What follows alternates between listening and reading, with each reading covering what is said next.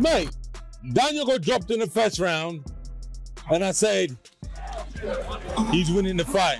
Everybody around me looked at me like, what? I'm like, he's winning the fight. And then guess what he did? He fucking fight. He just bit bodies, gumshoe, and carried on. What about that first knockdown? What did he do with Fabio Wardley?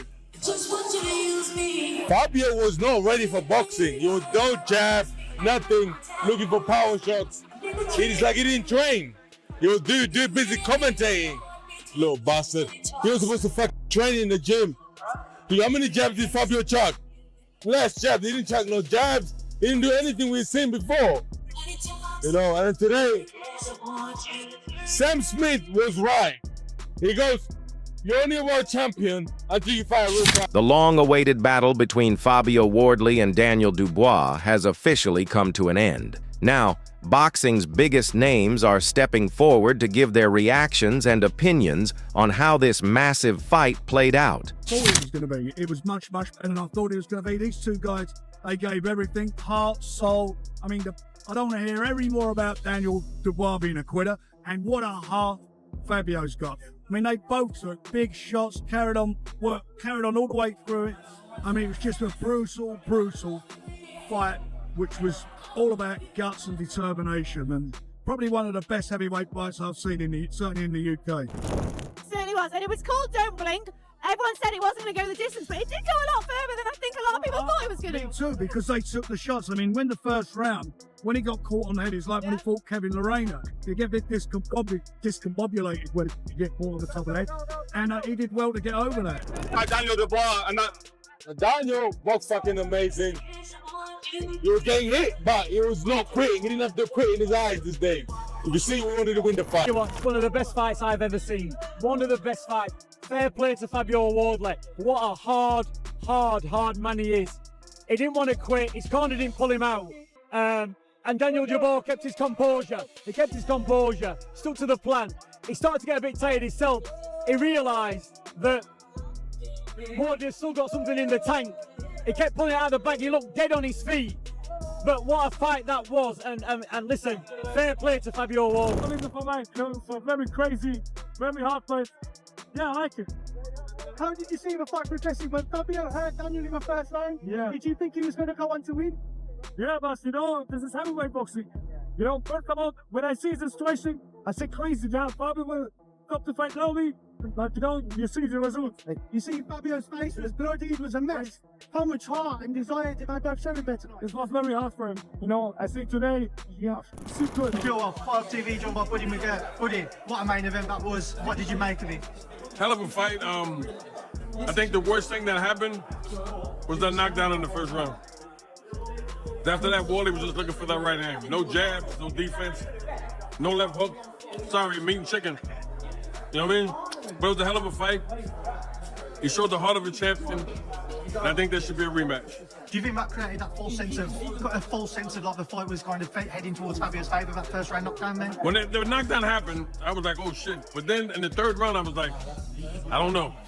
And then once Dubois' jab started landing, I told the guy sitting next to me, it's over. A lot of comments online complaining about the referee and maybe saying he should have been pulled out. What's your thoughts on that? Listen, in a fight like that, because you've seen Fabio Wardley pull himself out from the brink of getting beat before, you can understand why Howard Foster didn't want to jump in the way.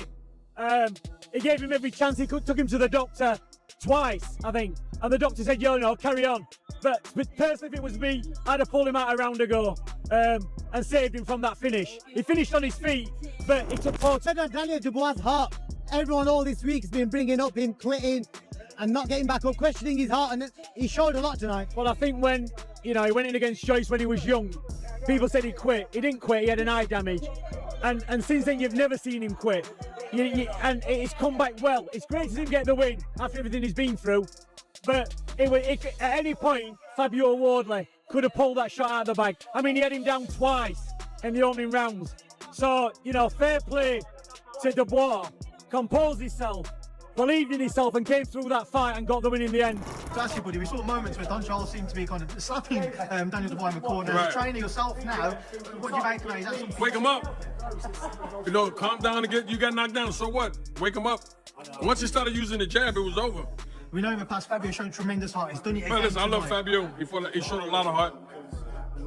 Hell of a champion. Oh, where did you get that? I hijacked 2 guys coming in, man. God bless you. Very quickly as well, obviously Callum Smith was due to face David Morrell before the injury. David Morrell with a shock loss tonight to Zach Chelly. What did you make of that? You know, listen, this is boxing, man. Anything happens. You know what I mean? So he took on a tough guy. He didn't take a walk in the park.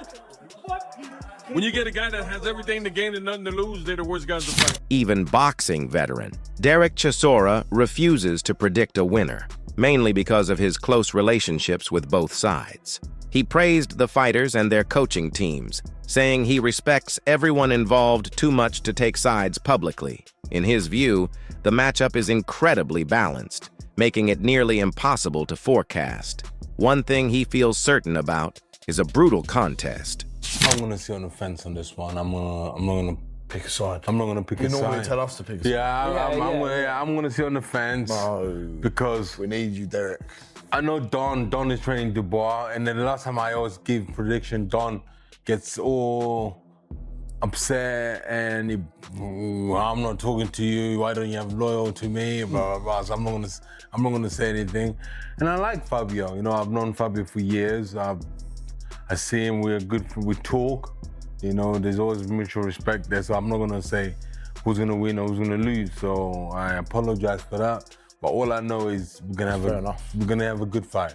Don is a good man as well. Yeah. I've got a lot of time for Yeah, so Don this is my reason why I'm not picking a side, because both fighters, they got something I know about them. So wish them luck, and I hope they come out ring safe. Bruno believes caution will not work against a force like Wardley. According to him, staying defensive or trading carefully is a dangerous mistake. He says the only effective response is matching Wardley's fierce intensity and aggression from the very first second of the fight. Fire. So you have to go in there, because he ain't going in there to mess around. And when he's going in there, you can see he throws everything with bad intention. But if you were going to fight him, you've got to give him bad intention as well. Bruno doubts Dubois due to his unpredictable form, saying his elite power appears only in flashes. Under pressure, he can lose structure and rhythm. He also believes that his strength may not be enough to deter Wardley, who thrives on relentless physical domination. Wow. He's a funny guy, you know. 1 minute he's up, 1 minute he's down. And sometimes when he gets around his head, he starts going to do some funky movements, you know what I mean? If he can keep to the Daniel that we all know at his best, knocking for 6, but I don't think he'll do that in this guy. The guy's very, very dangerous guy, very confident guy. And he wants to, you can see he desperately wants to do well for himself, and he will do with the power what he's got, because he don't keep breaking the man's jaw, breaking the man's rib, or breaking the man's nose is different. Different to do that in our days, but these days he's just breaking wherever he is. Veteran journalist Gareth A. Davies highlights the fight's unpredictable nature, refusing to be defined by stats or logic. He describes a heavyweight clash on a razor's edge, where anything could happen, from a tactical showcase to a devastating early stoppage. See the fights going 2 ways. I can see Fabio Wardley winning it. I can see Daniel Dubois winning it. I can see Daniel Dubois spectacularly outboxing Fabio Wardley if everything goes well for him on the night. I can see Fabio Wardley stopping Daniel Dubois at any point and breaking him down. I can see a 12-round war. I can see the fight ending early on either side. That's what makes this so exciting. 2 young fighters in their prime who are extremely exciting in their heavyweight. The analysis gains weight as Fraser Clarke, who has faced Wardley in tough rounds and experienced Dubois' power in sparring, shares insight on both fighters. He rejects claims of Dubois being mentally damaged, saying his mindset shields him from the usual effects of major defeats. Look, I think both fighters will go into it full of confidence as well. Even though Daniel Dubois is coming off that defeat to Usyk, I'm not sure it would affect him as much as it would affect other fighters. Knowing him as a character. Fabio Wardley, he probably feel like he's just floating on a cloud right now. I think everything in the last little few months he touches turns to gold. He's just been fantastic. He's improved an awful lot. And when I look at him now, I see the confidence that sort of radiates off him. even though he didn't win the title in the ring. He beat Joe Parker. But he beat Joe Parker, which is basically a world title fight, isn't it? So as a boxing fan, and obviously everyone loves the heavyweights, you couldn't ask for much more than this fight. And like I said, I think we're all in for a treat, because I don't know. Coldwell rejects the idea of luck, saying Wardley's success comes from relentless, structured training and countless hours of repetition in the gym. He explains that what fans see as a lucky punch is actually precise preparation, making him dangerous until the final seconds. So much more than this fight, and like I said, I think we're all in for a treat, because I don't know. Who are you leaning towards? I'm gonna say, after being in the ring with him twice, and obviously we know what happened, I really struggle to see past Fabio Wardley now at the minute with anyone really, because he seems to find a way, and I've seen vulnerabilities from Daniel in the past. So I think my head sort of says, and my heart actually, I like Fabio, so I think it sort of leans that way. But Daniel Dubois, I've said this a million times, other than David Clarke. Coldwell highlights weaknesses in Wardley's defense, noting how earlier opponents used the jab effectively before his power turned fights around. He also praises Dubois' technical ability, suggesting that discipline could allow him to break down Wardley before his knockout power can respond. Wardley is there anything that Dubois can expose him Wardley? I think it's a very, very close fight, by the way. I think Fabio will know himself. He only has to look at his face after most of the fights. You know, he's multiple lot. I think his defense has had to get better, or needed to get better. But I do think off the Hooney fight and the Parker fight, I'm seeing the development of Fabio Wardley as a boxer. I think he's improving in most departments, to be honest. So I think he has bridged that gap, whereas Daniel, I've always thought, has got very solid basics, but maybe the emotion of the situation sort of might overcome him sometimes. Fraser, you've been in with Fabio a couple of times. Duke McKenzie analyzes Dubois' improving defense, noting how his large frame and tight high guard make him a difficult target. By keeping his chin protected behind his shoulders, Dubois can form a solid barrier against Wardley's power. In such a close contest, small stance changes could decide survival or disaster. Daniel Dubois shapes up against Fabio Wardley. Daniel Dubois is a big guy, okay? We all know that. He's got big shoulders. He holds his hand, his lead hand, his left hand really, really high, keeps it up nice and high, keeps his right hand, his back hand up by his chin, got big shoulders, he uses them big shoulders. He uses them shoulders almost to protect himself, protect his chin.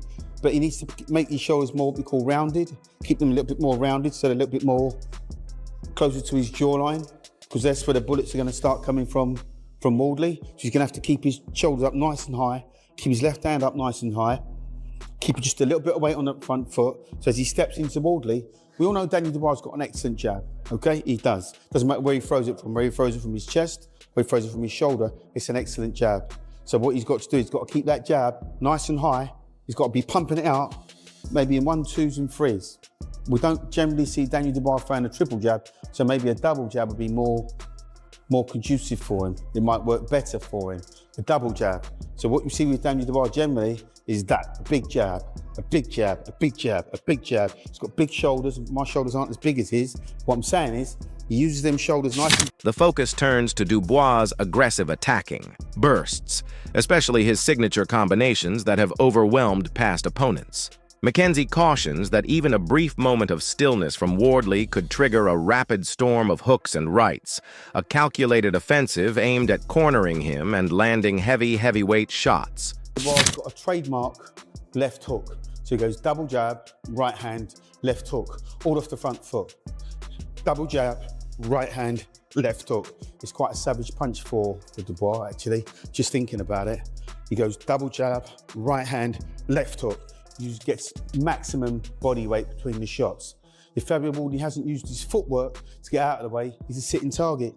Because once Daniel Dubois catches him, he drops everything.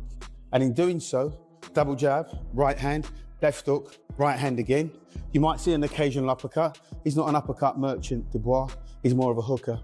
He likes a hook, a left hook, double jab, right hand, left. McKenzie portrays Dubois as more than a puncher, calling him a patient predator who gradually closes the distance. With measured steps behind his jab, he limits opponents' movement and traps them in tight spaces. It becomes a controlled pressure fight where danger steadily increases and escape options disappear over time. Dubois got quite quick hands. Hands come out quite quick, which is quite surprising given his size.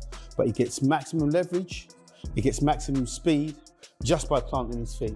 Daniel Dubois is what I call a predator in the ring, which simply means he doesn't hurry anything. He's like a predator. He just stalks you slowly, and cuts the ring size down in what we call bite-sized pieces. You don't see Daniel Dubois doing this. At any point, he's not that guy. He's not that guy. He doesn't do that. Daniel Dubois, he keeps his shoulders up nice and rounded. He keeps his hands up. He keeps his chin down a little bit. He pumps the jab. And every time he pumps that jab, he's just closing the ring size down because he takes half a step in. So he's not taking half a step out. He's just cutting the ring size down. That brings today's video to a close. If you enjoyed it, feel free to drop your thoughts on this big Wardley versus Dubois clash in the comments and tell us your reaction. Don't forget to subscribe to the channel for more boxing-related content coming soon.